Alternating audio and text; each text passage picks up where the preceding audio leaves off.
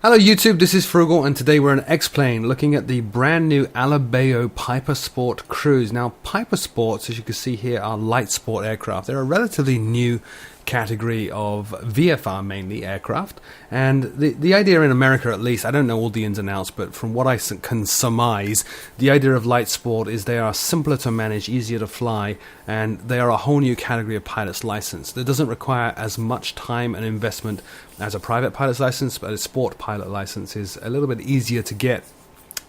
So this is Alabeo's version of it, Alabeo being a brand that is co-owned by Coronado, so you can expect this to be very high quality, and it actually is. I've actually been having a huge amount of fun with this. It is very, very simple to fly, very simple to manage. I'm digging it quite a lot. Let's look at some of the options here. So as with Coronado aircraft and all Alabeos, you've got these pop-out windows down here. So C is your cockpit controls, O is your options. So we can turn on and off window reflections. Doesn't really do anything until we're in the cockpit. We can open the cockpit door there, which is the whole roof comes off, which is kind of neat. Static elements, we can install them or remove them. And if we jump into the cockpit right now, so let's go to the pilot view here. I've actually got track IR running, so bear with me on that. But you can see very, very, very detailed, as you would expect from an Alabeo or a Coronado aircraft. Incredibly detailed.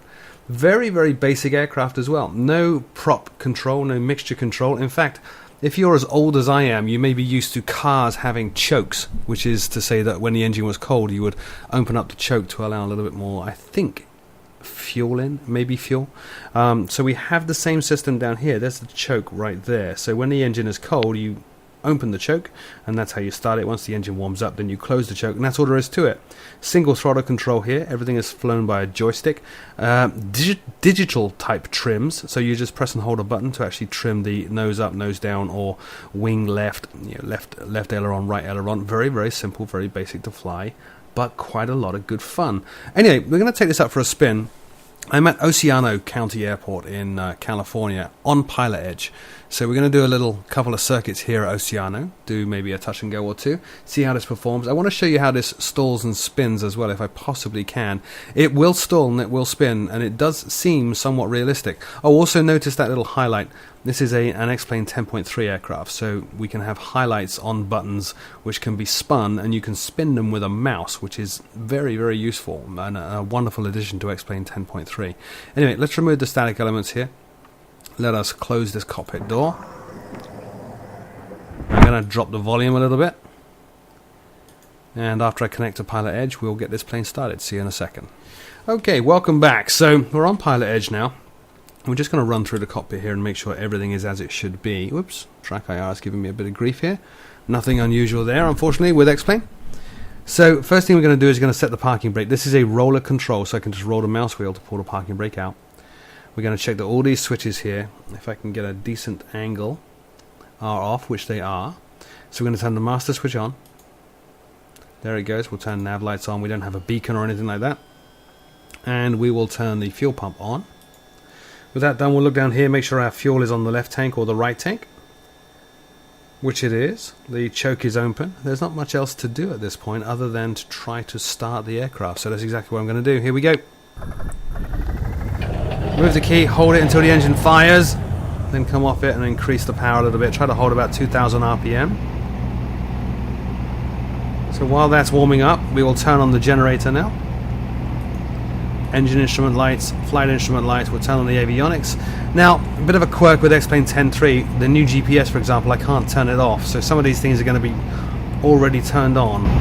Oh dear, that's a volume control, who knew?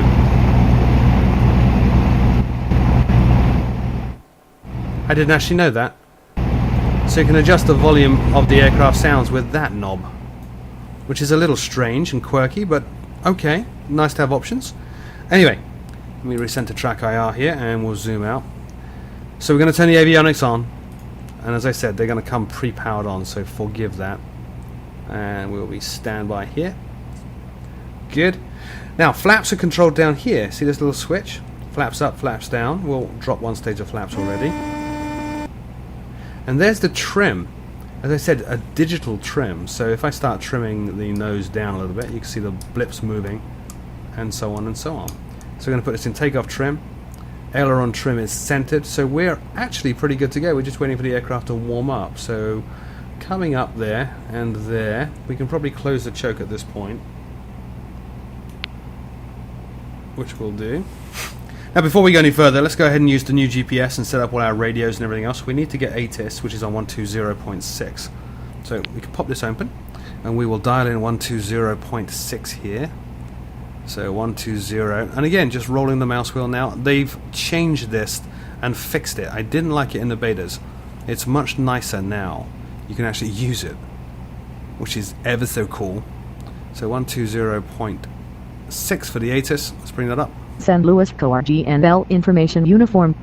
1700 Zulu weather. Sky clear, visibility 10. Temperature 1 for viewpoint 11. Wind calm. Altimeter 3008. Arriving and departing runway 29. Advise on initial contact. You have uniform. So 122.7 is CTAF here. We need to also dial in San Luis, which is 124.00. So let's go ahead and dial that up. 124.00. Takes a little while to wind these things down, but it's okay. So that's all set. Let's use the GPS here to actually track San Luis, which is Kilo Sierra Bravo Papa, so that once we're inbound we know how far away we are. So we'll dial that up, push for the cursor. Okay, so we want Kilo. Next position, Sierra. It takes a little while to do this, but it's much better than it was. Sierra Bravo. Next position and Papa. San Luis, great, enter, activate. So we are currently 8.1 miles away.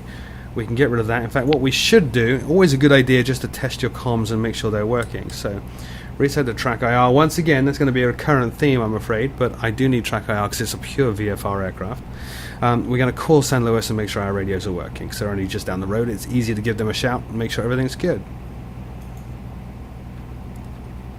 San Luis Tower, November 544, Juliet Lima for a radio check. Understand all that. I need to know your location on the ramp. I know you're on the east ramp there, but go ahead and squawk altitude. That'll be the easiest thing. Just squawk altitude for me, please.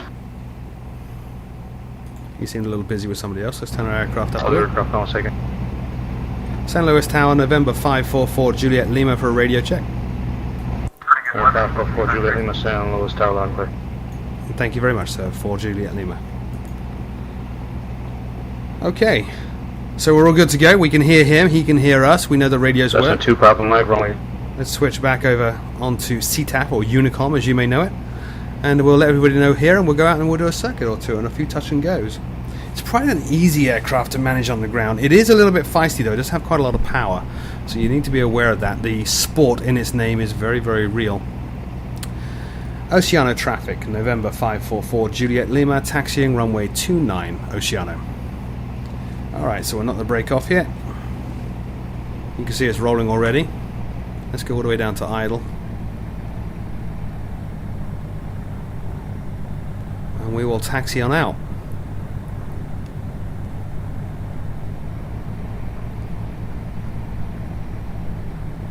Oh, there is an aircraft coming in already. I didn't hear him on the radio.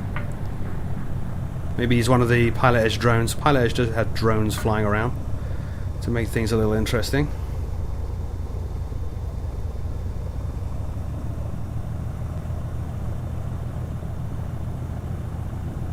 I don't see anybody else on approach, so we'll just cross here.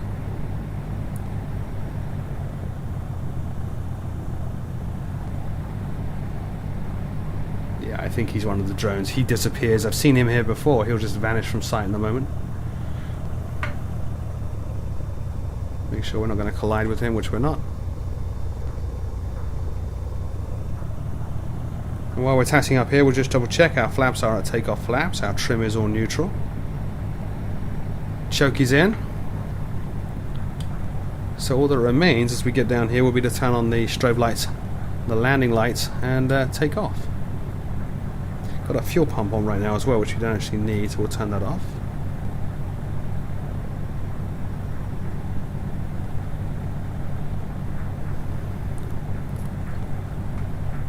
It feels like a very light aircraft. I mean, it is a very light aircraft, but they've done a very good job at making it feel that way as well.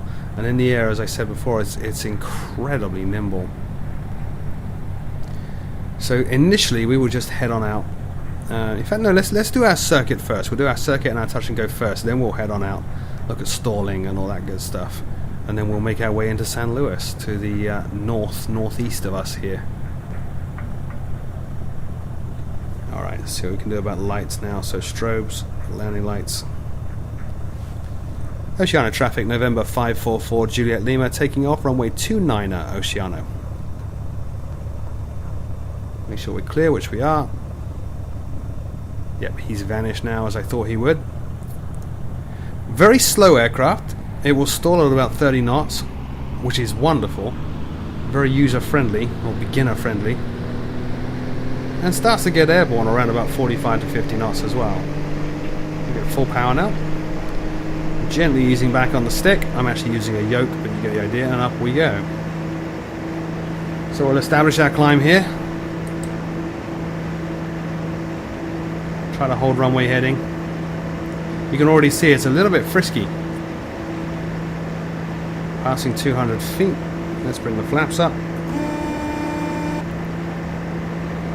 Hold runway heading a little bit more until about 400 feet. At which point we'll start a gentle turn around to the left. There we are. It's clear left. You can see how quickly it wants to roll in there.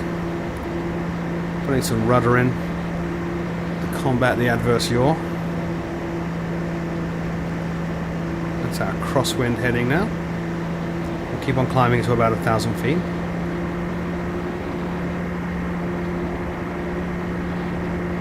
Now trimming this is actually very, very nice because it's all digital. It trims really, really well. You just need to click the trimmer a few times and it establishes like it just did. We're great. We can actually pull back on the power a little bit now. Let this aircraft settle in. There's our 1,000 feet. We'll start our next turn. So just trimming nose down.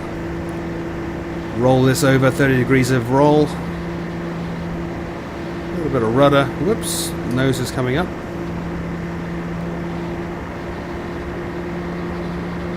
And there we are downwind. So let's just trim this now for 1,000 feet. Bring the power back a little bit. You can see another drone out ahead of us. Need to be aware of that. They obviously don't respond to our radio calls. San Luis is off to the left. Hard to see, but there it is.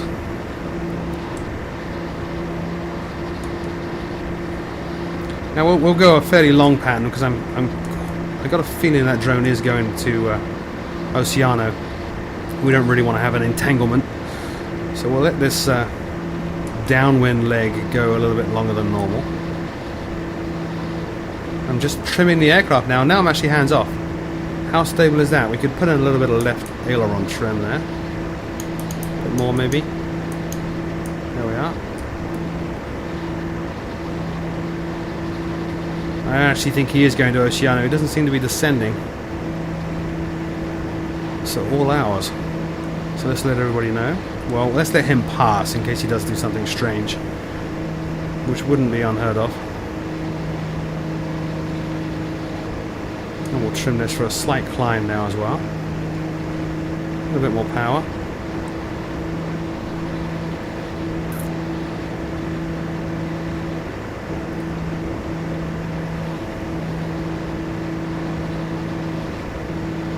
Where's he gone? There he is. So we're all good.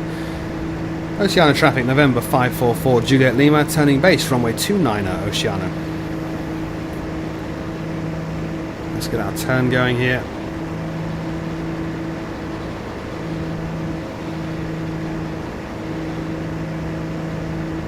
Trying to hold 1,000 feet. It's actually a remarkably easy aircraft to fly, but not easy in the sense that it feels dumbed down. It feels incredibly realistic. And as easy to fly, I think, as the actual aircraft is designed to be. There's an aircraft lining up on the runway there. I haven't heard anybody, so I'm going to guess it's a drone again. And as our speed drops, we'll start to feed in our flaps.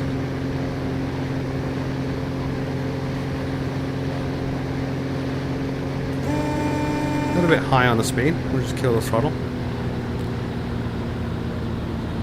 Oceano traffic, November 544 Juliet Lima. Finals, touch and go, runway 29 Oceano.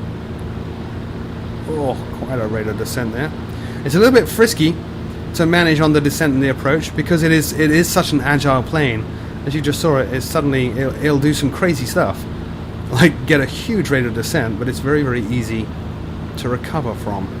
It's feeding in some power at this point. Just trying to stabilize our aircraft, get a nice rate of descent here without crazy vertical speeds.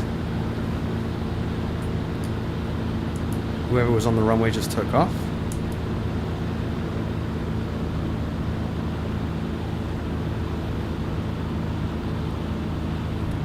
As I said, it will stall at a very low rate of speed. We want to be about 60 knots if we can be. I'm a little bit too low, I think. See if we can fix that. Now, given that it's such a small aircraft, it does react a lot to the wind. So the slightest breeze, you'll feel it in this baby. But it's quite good fun. Alright, we could go another stage of laps now. There's actually no need. Our speed is good. I think I just did hear somebody on the radio, but they were very quiet, so we'll ignore them.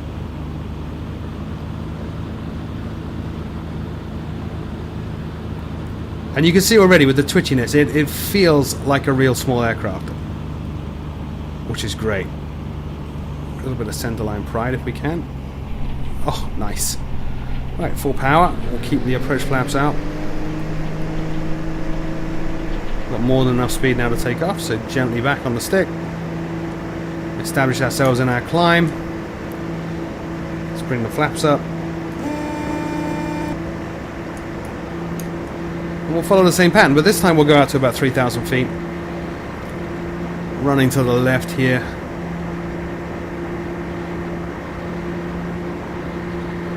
So checking that we're clear, and we are.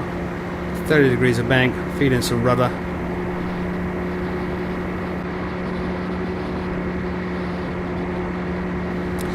And as we settle into our climb now up to 3,000, that just about brings us to the end of part 1 of this first look at the Alabeo PiperSport Cruz for X-Plane 10. Tune in next time where we will be putting the aircraft through its paces with a stall and a spin, and then of course bringing it into land in San Luis on Pilot Edge. As always, my name is Froogle. Thank you so much for watching, and I will see you all next time.